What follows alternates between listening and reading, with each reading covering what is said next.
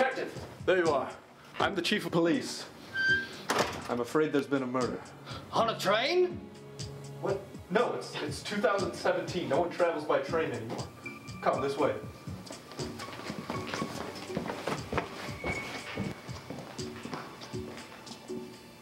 My God, indeed. But where's the train? There is no train. We need to find out who murdered this man. Ah, Inspector. I'd like to introduce you to Mrs. Clapper. She's the one who found the body. Pleasure to meet you. Inspector? Did you know the victim? I only found the body. I can't claim to have known him when he was alive. Okay. All right, I knew him. Years ago, he cut me in line at a Starbucks in Argentina. Was I mad? You bet. But I didn't kill the poor bastard. I heard enough. I'm going to examine the body, and then I need time to think.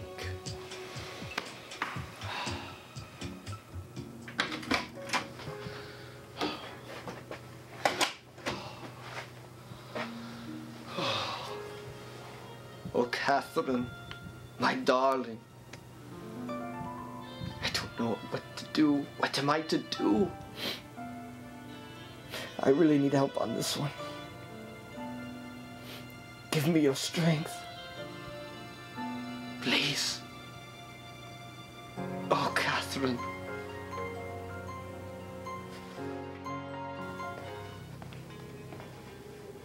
I'm ready to announce, after much deduction, the true murderer. It's her, isn't it? Mrs. Clapper, you are under... Not so fast, Chief. Isn't it true that you two knew the victim? I don't know what you mean.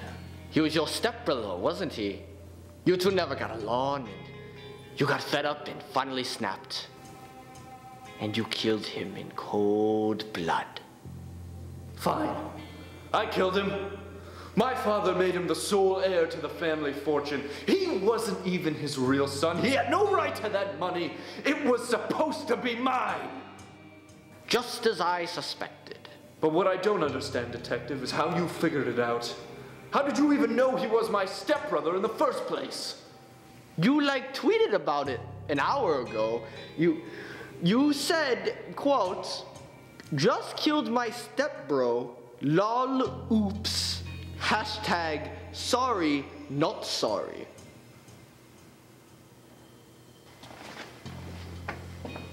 Damn, you're good. I know. Now if you'll excuse me, I have a train to catch.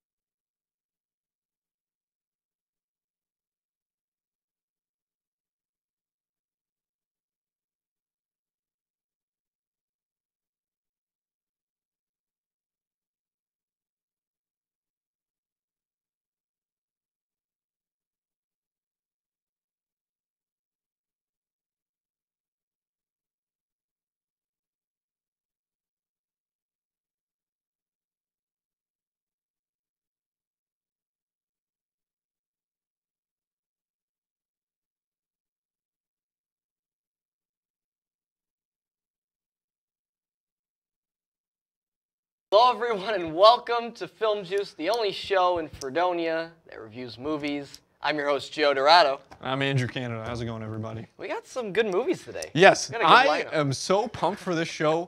Every single one of these movies is a heavy hitter. We didn't have to settle for anything this week. Yeah, we didn't. I love it. What's the first movie, Joe? First movie is Thor Ragnorok.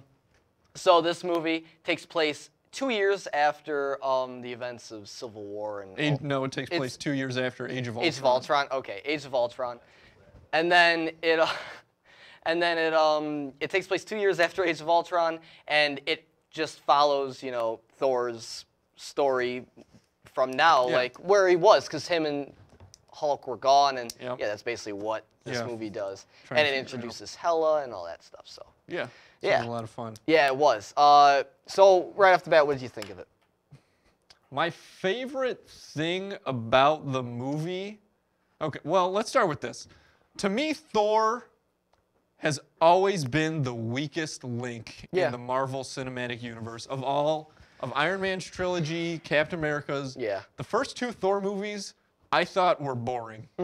Both of them. The first one was pretty dull. I mean, it's still cool because like it's Thor. Yeah. But this, I mean, you could tell just from the trailer they were going to take this in a completely different direction. They did. I loved it, and I think that it worked really well. Yeah, well, it was because the other ones didn't work. Yeah, so they had to change it. And you can see how they took so much from Guardians of the Galaxy. Yeah. No, that's one of my gripes with this movie is I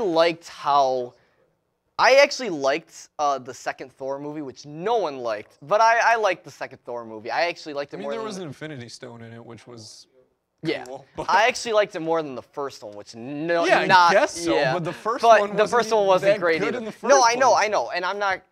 The thing that I liked in those movies was I thought it was dull. It was a little too dull, and that was the issues with those movies.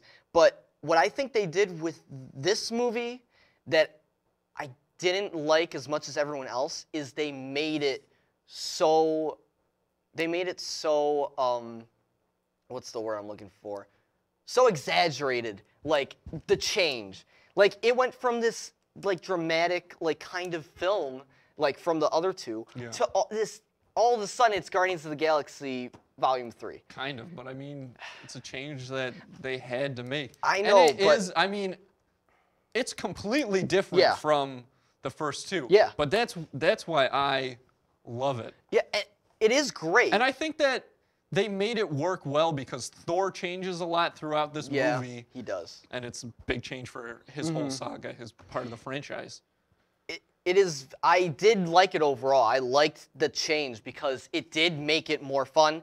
It made it a better movie. Super entertaining. Yes, it was. The issue I have with it though is since they did that, they like took out like any kind of dramatic tension in this movie whatsoever. Like when I went in this movie, and this is the issue I'm having with Marvel movies now, is when I go into them, I'm like, yeah, it's gonna be a Marvel. Like I'm not really excited for Marvel movies anymore, and I feel I hate it because I think it's just because I know what's gonna happen, and like I know that nothing is gonna surprise me, and it disappoints me. And I think that's fair. That's something that this movie did and made me realize more is like I enjoyed the heck out of this movie. It was a really fun movie, but that's all I can say about it. There was no dramatic weight to some of the things that happened in this movie that should have had dramatic weight, and that's just me. Should have is debatable, I think, what this movie should or should not have done. Okay. But I think that they just want to make entertaining movies, and that's what this was. Yep. It was definitely more of like almost an action comedy than a drama. Mm-hmm. But that's fine because it still progressed the ultimate story of the MCU. Yeah, there was just a few moments in this movie that I thought should have had some weight to it. But this is my argument is if you're going to, instead of making it a dramatic like point, make it and you're going to turn it into a comedy point, at least have the comedy point be just as high as if it was a dramatic point. And you don't think that it was? At one of the parts, I think a dramatic moment that happens in this movie, I just thought like should have been known. And this guy cracks like a joke that I didn't think it fit, and I didn't think it was that. It was like a little chuckle, but it didn't fit. I don't want to get too much into that moment that's why because I'm not, I don't want to spoil it. That's why I'm not talking about but it that much. That particular moment, I feel like that character wasn't super affected by it, and that's why. But I think we should move on from that. No, yeah. One thing I loved in this movie, the fight scenes, and they were so well done. Oh, stop right there. The Hulk-Thor fight scene completely lived up to the hype. It was amazing to watch. I felt like I had been waiting my entire life to see it. It was incredible. It was so good. It was everything. It absolutely was. It was exactly what it was supposed to be. That was one of the best parts of the movie. And Hela is a good... She's a good character. Yeah, and she wasn't in it as much as I wanted her to be. I was a little disappointed in that. But when she was in it, the fight scenes, like, she's ruthless. She was good. I mean, Cate Blanchett did a good job. Yeah, she did a great job. This isn't a spoiler, is it? I don't know. Okay. If you have to ask, you're right. I won't even say it. But there's a few guest characters. There's one guest character that makes an appearance, and he's like funny in his own right in the little part of the movie. Phenomenal. I thought the cinematography in the fight scenes was just as really good because it showed the action really good. Yes, no, the intro was one of the best ways to intro like a movie. It was so good. I thought it felt a little bit too much like Deadpool. Like you know what I mean? Like because they do break the fourth. They kind of break the fourth wall because no, they make. I don't think that they do. They make you think that. And then they flip it around, which works. And it's just. Yeah, I want to talk about something that my favorite part of this movie was the Hulk. Yeah. No doubt, because this is the Hulk like we've never seen him before. No, And I think that in this movie, because Bruce Banner at this point has been the Hulk for 2 years, and the Hulk, we see him speaking, you know, which he's never really done before, except for maybe like Hulk Smash or like something like that. But this Hulk had an emotional depth, I feel, and I think that that is something, as a fan of the comic books, that's something that the best writers of the Hulk understand, is that the Hulk is not just some big green monster who's just like crushing. I mean, he is, but but he's a metaphor for the human psyche and a modern take on Dr. Jekyll and Mr. Hyde, you can say. And the way that they present his character in this movie. I mean, it's the Hulk. It's the Hulk that I've prayed for. It's really good, and it's almost so good to a point that like when it does turn in, when like Mark Ruffalo is on screen, it's like he almost doesn't have as much character as you know what I mean? Yeah, no, I think you're right about that, and he does do a really good job, like being Bruce Banner in this movie. But you have a point. Like it's almost disappointing because you just want to see. More Hulk. One more thing, Valkyrie was cool. She was in the movie a little bit. She was pretty cool. But anyways, what would you rate this movie? I am actually going to give this movie a 9 because I was captivated the whole time. I thought it was super entertaining. And of course, the Hulk set it over the edge for me. Yeah, I'm going to give this movie a 7.5.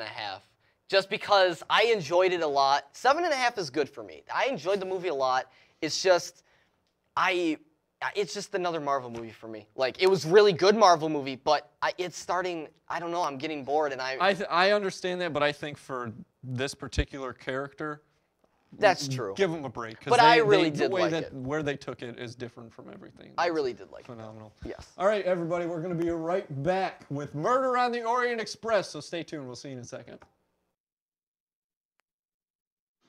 Most party fouls are pretty dumb. But if you decide to drink and drive underage, you could lose your license and your freedom. Underage drinking and driving, the ultimate party foul. You've messed up your son's haircut. Do you try to fix it? Work with what you've got? Or show solidarity? Thank you, babe. You don't have to be perfect to be a perfect parent. Thousands of teens in foster care will love you just the same. This year, patriotism shouldn't just be about pride of country. It should be about love.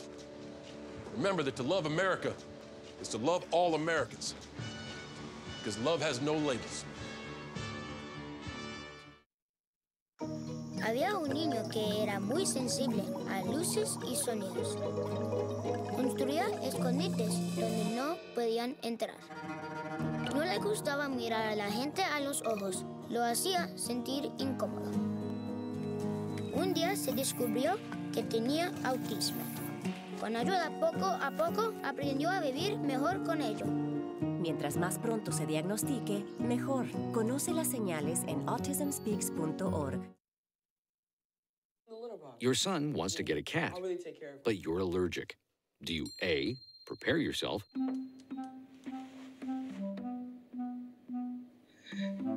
B, make the best of it, C squared equals 25. Good job. or C, find a loophole? When it comes to parenting, there are no perfect answers, but that's okay, because you don't have to be perfect to be a perfect parent. Teens in foster care will love you just the same.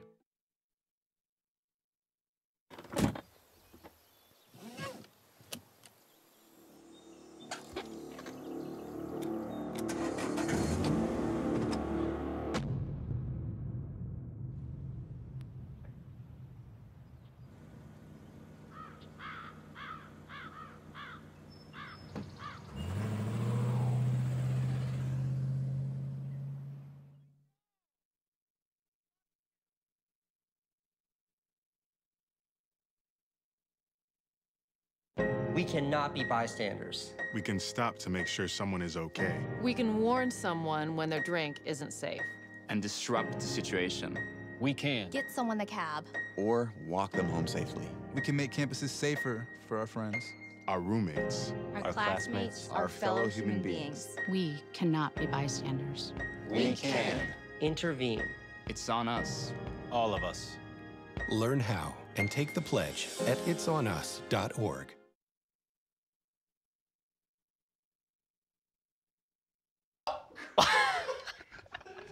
Welcome back to Film... Thanks. Welcome back to Film Juice, everyone. I'm your host, Joe. And I'm Andrew Cannon. How's it going, everybody? Next movie that we're going to be talking about is Murder on the Orient Express. Yes. I was so excited to see this movie, and I'm so glad that we got a chance to go to the Dunkirk Movieplex and see it this week. For those of you who don't know, it's based on the 1934 Agatha Christie novel. A bunch of strangers are on a train, and there is a murder. The detective on the train, yeah, I know, like you couldn't figure that out. The detective on the train has like 24 hours to solve who it is, because the train gets stuck, and he wants to make sure that he catches the culprit before the train starts going again and everybody gets off. So it's a phenomenal movie. It was the original movie was done in 72 or Yeah, I never even seen 74. Yeah, I've not seen it either. And I also know that neither of us have read the book, but I also feel that a lot of the audience for this movie who's going to see it this week and weeks to come are people who did not necessarily read the book. So I think that, you know, we still have a pretty good right to talk about it like this. Well, yeah, and that's the first thing I want to bring up about this movie is it is not for everyone. This movie, like, I feel like a reason why this movie is getting a little bit of flack is because it's not for everyone. In what way? Well, the pacing, I liked the movie. I did like the movie, but I can see how people could get bored in this movie. If you don't like a murder mystery, if you don't like a slow build murder mystery, you will not like this movie. It's very compelling, though. It is. And I think that they do a good job breaking it up. Yeah. They mostly break it up into the detective, you know, interviewing different suspects on the train and stuff, but I think that it works really well. No, and it does, and I really enjoyed it. I just know that there are people that are just, I don't think are gonna like this movie. I think that's We just might the not issue. have the patience. Exactly. There are, because it's 2 hours. It's an hour and 54. Okay, so it's almost, it's not even almost 2 hours. 2 hours, but it's So, close. but yeah, it's not that long. It's just pacing wise, I could see people getting bored in this movie, but I didn't. I thought it was great. I love this movie. No, I agree. I think that one thing that should definitely be brought up is the directing. Yes. Kenneth Branagh starred and directed in the movie, and I thought he did a phenomenal job, especially because there are so many heavy hitters in this movie, so many big actors, and this he did a good job of being able to manage all of them.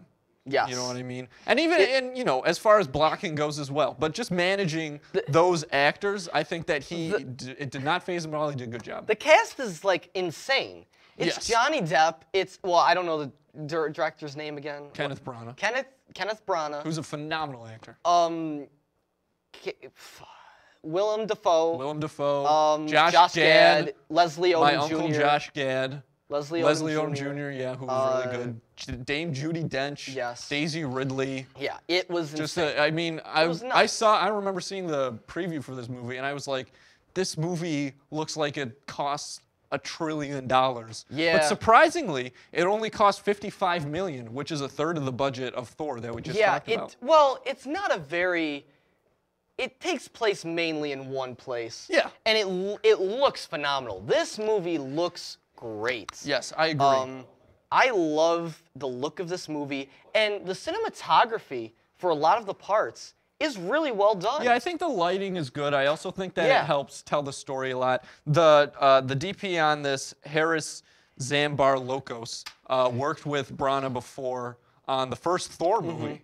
They did that together. And I think that a lot of the shots, this is a great example of visual storytelling, which is something that you and I talk about all the time.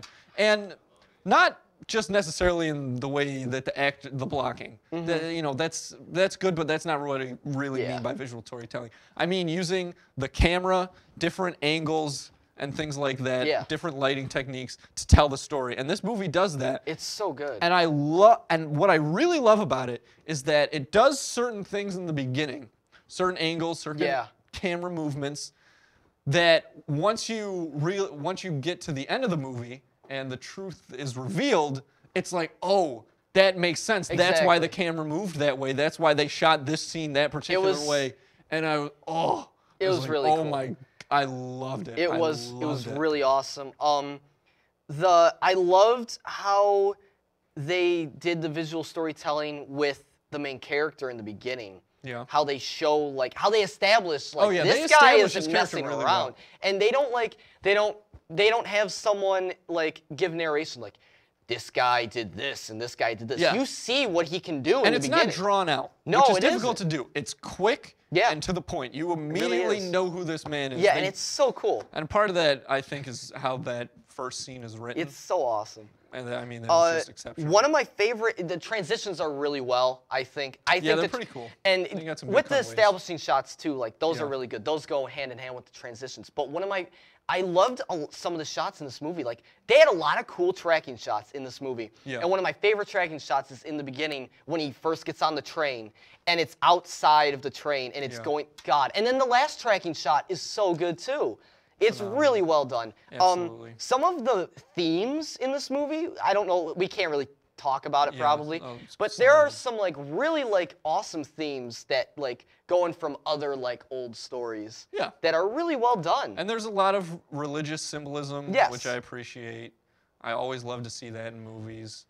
Another thing that I think we should talk about is probably it's just a great story. It is. And obviously that the credit there is due to Agatha Christie and her novel, but it's so compelling, and I just think that it's an exciting, adventurous film that's entertaining. I think people are really gonna like it. Hopefully they give it a chance. Yeah, I didn't.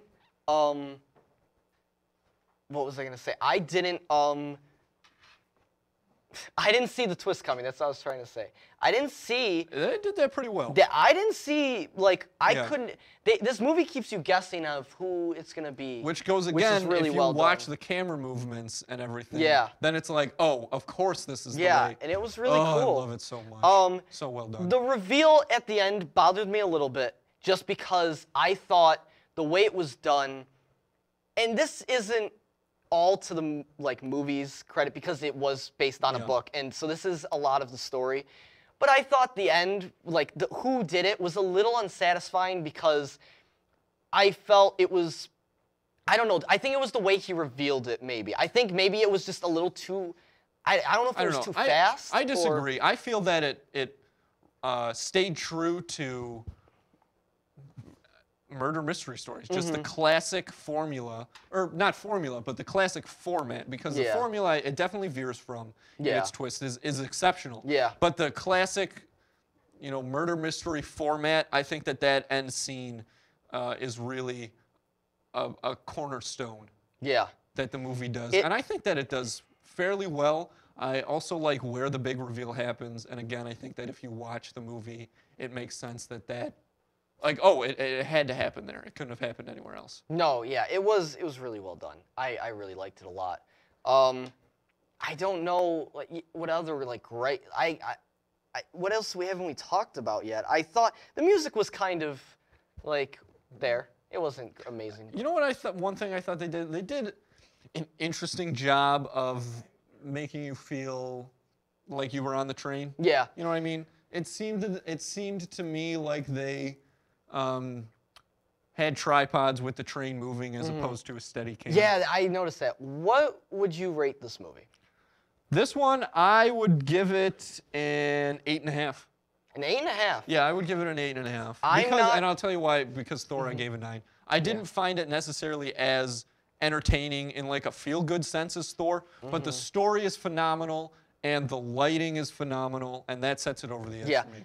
I gave this movie 8. 8 out of 10 juice boxes. I thought that this movie was good. The end kind of bothered me, and I also understand that this isn't for everyone. So for that, I guess so. I think most people will like it, so give it a shot. Go see it. Murder on the Orient Express. We're going to be right back with our throwback this week. See you in a second.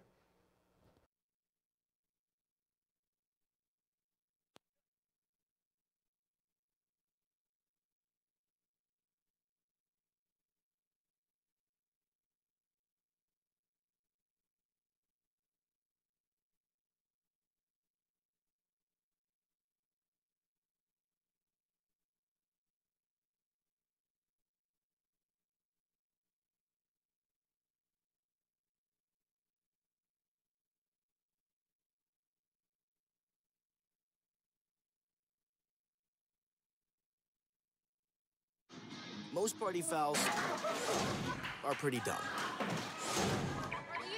But if you decide to drink and drive underage, you could lose your license and your freedom. Underage drinking and driving, the ultimate party foul. You've messed up your son's haircut. Do you try to fix it? Work with what you've got? Or show solidarity? Thank you, babe. You don't have to be perfect to be a perfect parent. Thousands of teens in foster care will love you just the same.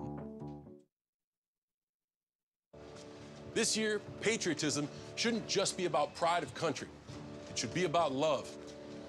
Remember that to love America is to love all Americans. Because love has no labels. Había un niño que era muy sensible a luces y sonidos. Construía escondites donde no podían entrar. No le gustaba mirar a la gente a los ojos. Lo hacía sentir incómodo. Un día se descubrió que tenía autismo. Con ayuda, poco a poco, aprendió a vivir mejor con ello. Mientras más pronto se diagnostique, mejor. Conoce las señales en autismspeaks.org. Your son wants to get a cat, but you're allergic. Do you A, prepare yourself,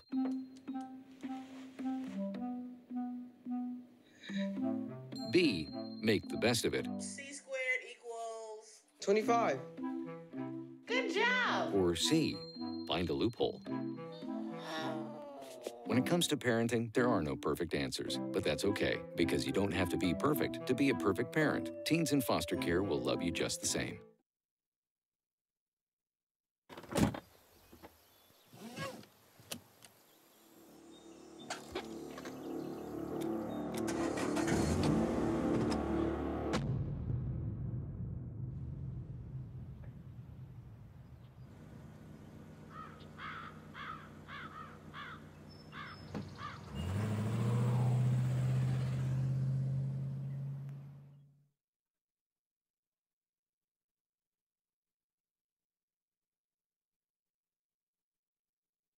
We cannot be bystanders. We can stop to make sure someone is okay. We can warn someone when their drink isn't safe.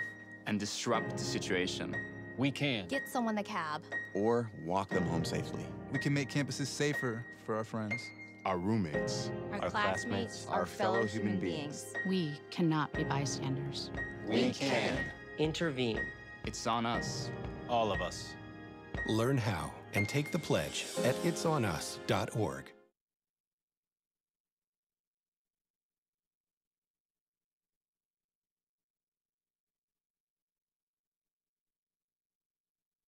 How's it going, everybody? Welcome back to Film Juice. I'm Andrew Canada, here with my good buddy Joe Dorado. Thanks. Our final film that we're going to be talking about today is a throwback, one of my favorite films of all time, 1985's Back to the Future. Yeah. I love this movie. If you haven't seen it, go check it out. It's a time travel movie. This kid is good friends with a scientist who builds a time machine out of a DeLorean. What? And he goes back to 1955 where he runs into his parents. And then he has to try and figure out a way to make sure his parents get together so that he can be born. Yeah. It's a phenomenal movie. It's a wild ride. I love this movie. It really is. Where do we want to start with this movie? I want to start with how much I love this movie because of how original it is. When this movie, no one did a movie like this when it came out. No, especially a time travel movie. Yeah, and it's so well done for the time it came out to. I think like I like I think and the practical effects alone are so well done. I'll never forget watching this movie for the first time and thinking, you know, even though this was 1985, that the effects were not half bad. Yeah, no. You know, I mean, there's not a huge number of special effects, but the practical effects are also excellently done. No. What's really interesting, I think, about this movie is that it's such a classic, but if you look at the script, it breaks a lot of rules. Do you know what I mean? Marty McFly, the protagonist, he has no flaw. Yeah. He doesn't learn anything like throughout this movie. Like he learns nothing. They don't establish the relationship between the two main characters. Yeah, that is one thing which that is I will weird. say. But nobody questioned that, like, and I didn't question it the first time I watched it. Yeah, here's his best friend, a disgraced nuclear physicist. Yeah, like the super old man. And they're just pals, and we all love it. He could either be 40 or 80. Like, I don't know how old this guy is. Yeah, I don't know, but how old he was when it came out. But it's really cool. I thought the acting was pretty. The story takes some weird turns. Like it certainly does. Like the thing with Marty and his mom, that was people weird. Always bring that up. But, like, but all these things that we're talking about, they're only weird after the fact. Yeah. You know what I mean? Like the first time you watch this movie, if you don't know anything about it, you sit there and you're like, oh my gosh, this is fantastic. I love this. I love the song. Yeah. Power Love. Yes. Huey Lewis and the News. Did you know that song was like written originally for the film? No.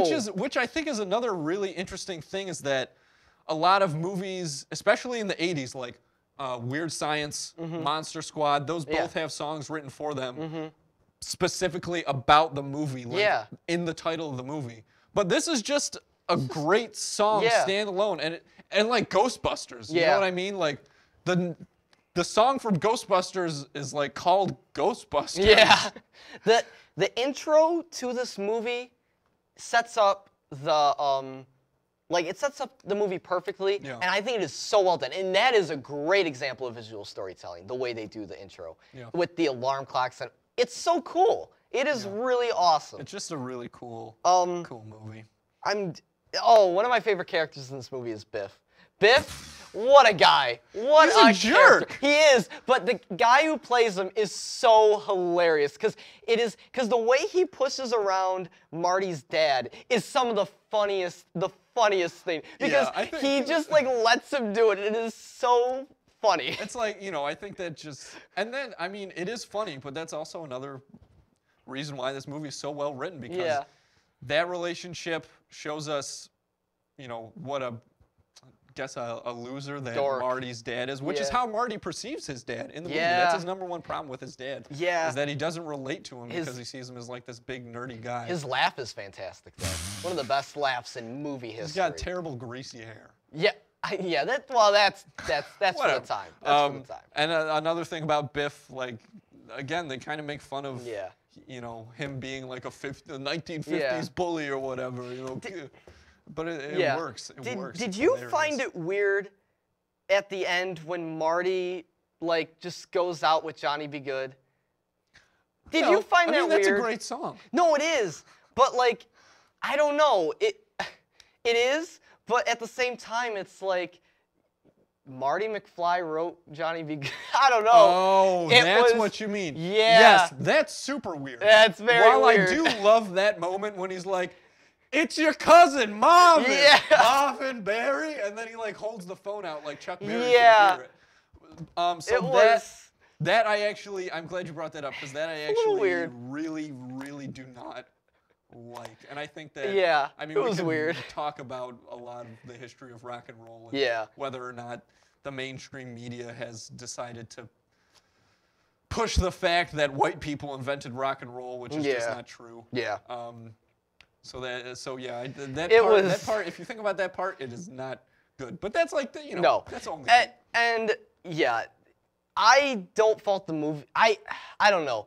For the time, it's not a great thing, but I don't fault the movie. I don't know. It's kind of just it's not great, but like structure-wise and everything, like. Can I ask you a question about this movie? Yeah. That I hear a lot of people bring up. Is this movie the best time travel movie ever? I think it is. I might think say it's so better as well. than. I think it's way better. I enjoyed it way more than Tim and Eric's. Is it called Tim and Eric? Oh, It's not- Bill and Ted's Bill and- Excellent Adventure? Shit. Yeah. Good Lord, Joe. Bill and Ted's. What are your Excellent- qualifications again? I'm just kidding. I Except, just- besides wearing the hell out of that jacket. Thanks. Yeah. Bill and Ted's Bill and Ted's Excellent. Excellent I Adventure. think this movie's way better than I that. think so too. And I think one of the big reasons for that is because most of the time you watch a time travel movie and it's like, oh, we're going back in time. Yeah. The time machine broke. What are we going to do? Well, this kind of did do Kind that. of. It did do But that. that's not the main conflict, really. Like, there's Yeah. more to it than that. When I agree. One other thing I want to bring up is, when I first watched this movie, did the title, did you expect them to go to the future from the title? Because I did. I thought they were going to the future. No, the whole thing is they have to go back to the future because he's stuck in 1955 and he has to get back to 1985, Yeah. the future. I guess, yeah, that is true. But That's wouldn't it be why like back to the present? No, because while he's in 1955, that's his present. We could talk all day about timelines and how time is irrelevant. perceived. Time you know what I mean? is a fiction Time of doesn't our- even exist. It's But made no, up by the government. I did. It's funny because they do go in the future in the second movie. Yeah. Which is so. Yeah. But no, I don't know what else to say about this movie. The thing about this movie is it's just good. It's a really good. I don't have any flaws with this movie. I really don't. I mean, like we talked about, it breaks some filmmaking rules. Yeah. But it works. And that's just a good example of how, it's not always good to do everything by the book. Oh, that's so true. And it took Bob Gale and Robert Zemeckis 7 years to write this movie. And obviously, when your executive producer is one of the greatest directors of all time, the most well-known director of all time, no doubt, Steven Spielberg, I mean, you're going to have the freedom to do something special. Yeah. You know what I mean? For the originality alone and just everything of it, just go see this movie if you haven't, please. Yeah, It is if you haven't seen this so movie, you gotta well check done. it out. One of my favorite movies, one of the best movies. Yeah, one I've of my seen, favorite probably. movies of all time. Yeah, I've got the so- poster hanging in my room right Yeah, now. what would you rate it? I gotta give it a 10. What? I have to give it a 10 out of 10 too. Whoa! That's never happened before. Yeah, In all the 3 episodes of So the Film Film Juice, Juice, we've never given it the same. But this is a classic. It is. And it's so well It done. never ends. You know what's another good point about this movie is that the hero's journey. People always cite Star Wars as being a fantastic Oh, yeah, this is thing so for the good. hero's journey, which it is. Yeah. Star Wars is probably the easiest example to look at. But Back to the Future does it exceptionally well. Yeah, it does. But yeah, 10 out of 10 film juice Same boxes. here, same here. This is a classic, no doubt about it. Yeah. So yeah, go see it. That's the end of the it show. for this episode of Film Juice, everybody. Thanks for watching. We'll see you again. We won't have a show next week, but we'll be right back after Thanksgiving with a lot of great movies that'll to talk be about. nuts. All right, so Yeah, take see care, you everyone. next week. We'll see you again at the movies. Bye.